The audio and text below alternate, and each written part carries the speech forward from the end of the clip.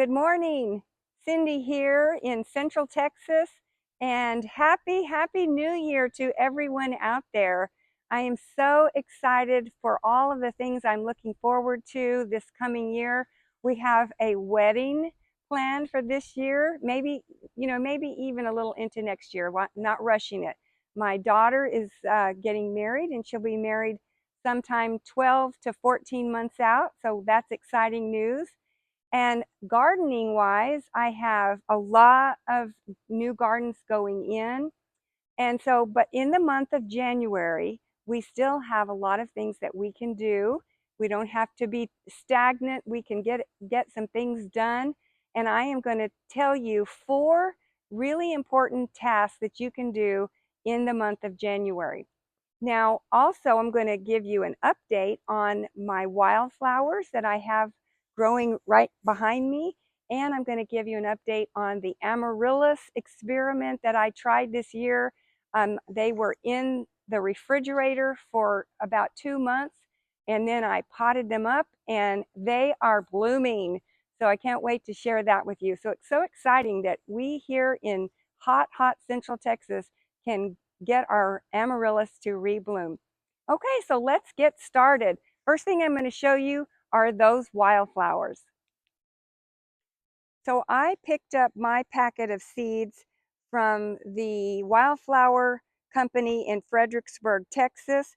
This particular pack is from Botanical Interest, especially made for the Texas and Oklahoma areas.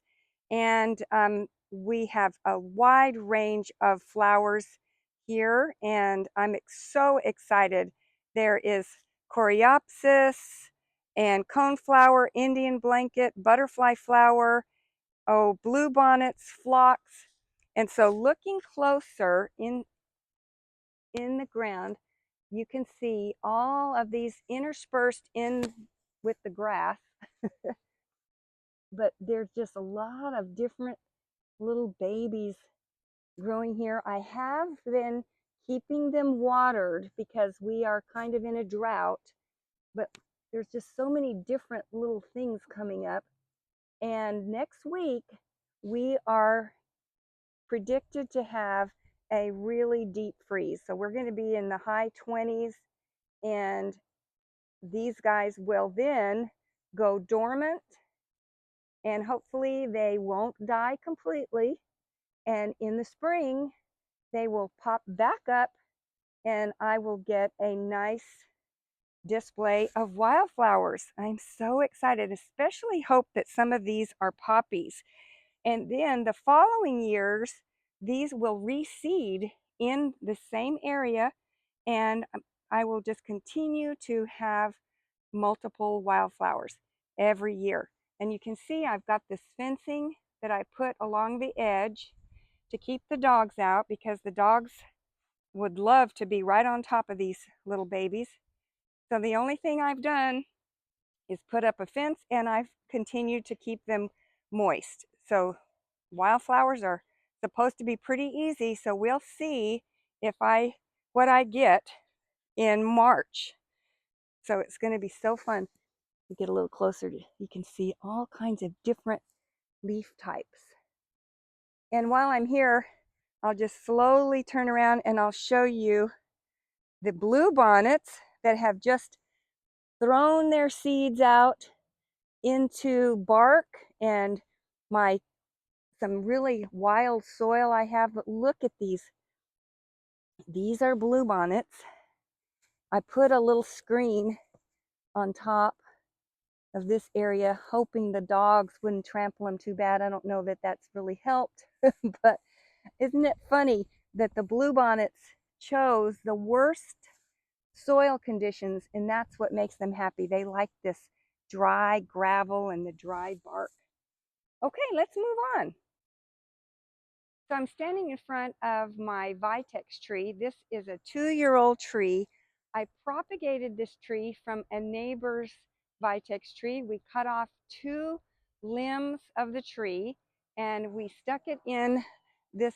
I kind of made a hole and kept it moist. I stuck those limbs in, and by golly, that vitex tree started putting out shoots, and now I have a 6 foot, well, I guess that's more of an 8 foot tall, beautiful, shrubby tree. So now I get to make the decision. Do I want this to be a shrub-like or more of a tree form? It's going to have several main trunks. It's a multi-trunk tree at this point. I did not get it trimmed soon enough. So for sure it's a multi-trunk tree. But I can decide that maybe I want to limb it up and get rid of a lot of the smaller branches below. And that is what I can do here in January. So this is the perfect time of year to trim on your crepe myrtles, any other ornamental trees that you want to limb up or make a big change to. It's also a great time to prune any of your fruit trees. If you have peach trees, apricot trees, whatever you have, this is a great time of year to do that. So another tree that you can prune on are your oak trees.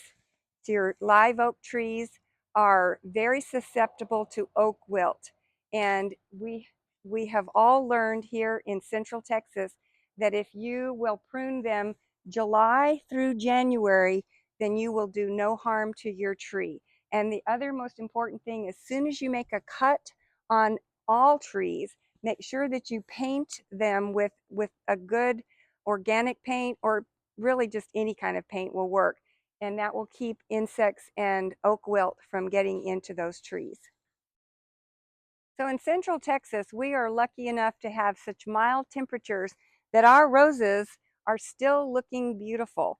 I have Belinda's Dream here. This is a wonderful plant for our area. And behind me, I have some knockout roses. And they've struggled a little bit, but so far, so good. I keep trimming off the diseases, but they have had quite a few issues this year. But this is a perfect time of year to put dormant oil on all of your plants and your perennials that are showing um, scale or any kind of fungus or diseases. This is the time to give them a good spray of some dormant oil. And let me show you some examples. So this is my favorite. This is neem oil. This is a Bonide product, Captain Jack's organic. And you would spray this on all of the leaves, underside as well. And this will suffocate a lot of things, a lot of overwintering bugs. It will suffocate funguses, diseases, and that white scale. That's what I seem to have all over the place. And the white flies. Another one, this is another product. This is sesame oil. And this does the same thing, but this one I would have to put in some kind of a spray attachment. And I have written on here, 3 ounces to 1 gallon, shake well and shake often. Okay, so get that done now, and you will really be glad you did, because then you will have much less of a problem in March. And it's also suggested that you repeat this process in March to try to knock down the funguses, disease, and bugs that are going to start coming out soon to get your plants. So I was going to get up close to some of my salvia plants here, and if you can see, they have some kind of scale, white scale, and black spots. They've got a little bit of everything. And I should have cut these down earlier, but I just kept thinking maybe, things would improve, but don't do that. When you start seeing things like this, go ahead and chop them down and let them regrow from the base. We are about to have a big freeze. We're going to be in the high 20s, and all of this will die back, and I will be cutting it back anyway. And I'm not going to waste my time on putting dormant oil on any of this now, because it's just going to be chopped down. But things like your evergreens, like here I have an Abelia.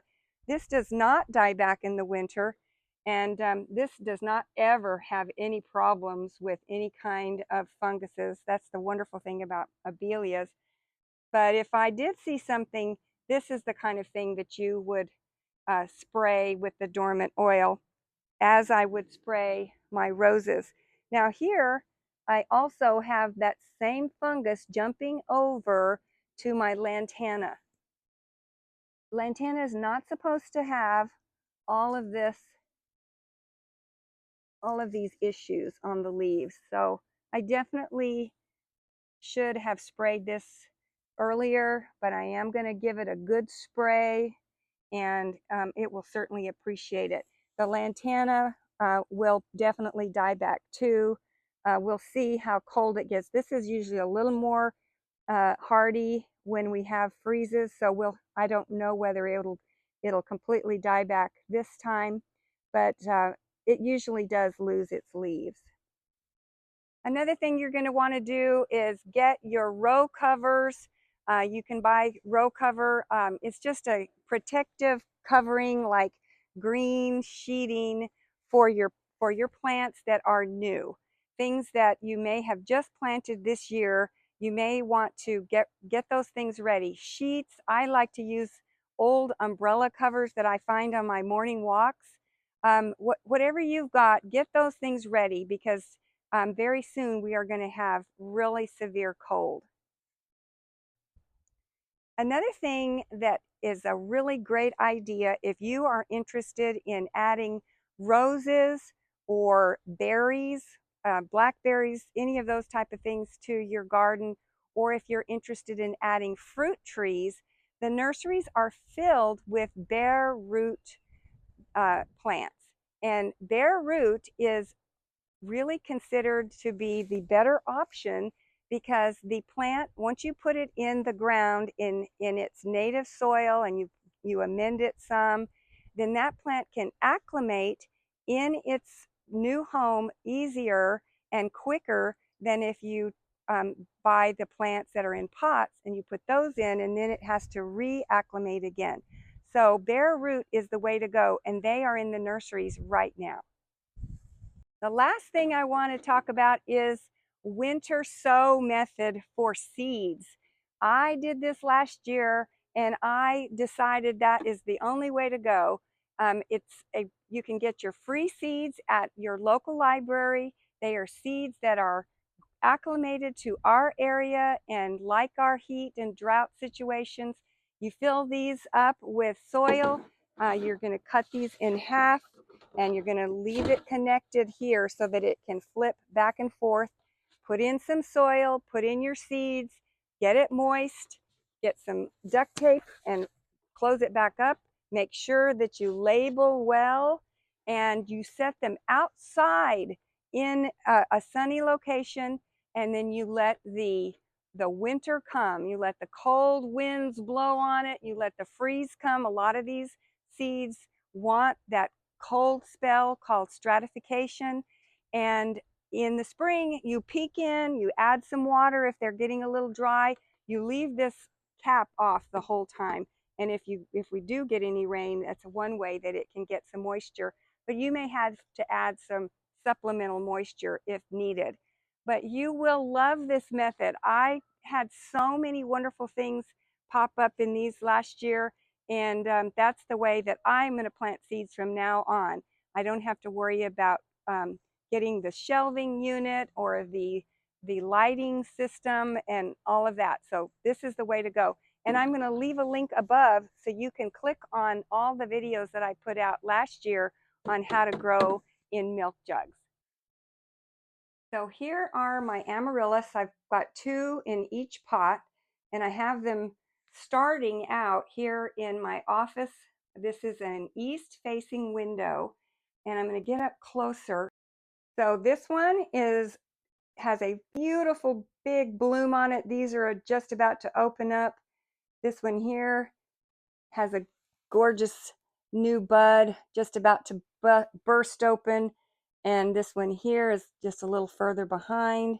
And this one has no sign of a bud yet. So I don't know if it's not going to have one at all, but I would say 3 out of 4, that's pretty great. I did have another one in another pot that was a much smaller one, and it didn't work at all. But I am just thrilled to death to show you our experiment worked.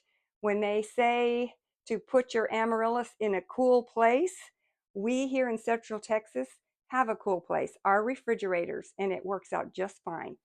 Well, thank you so much for watching my video today.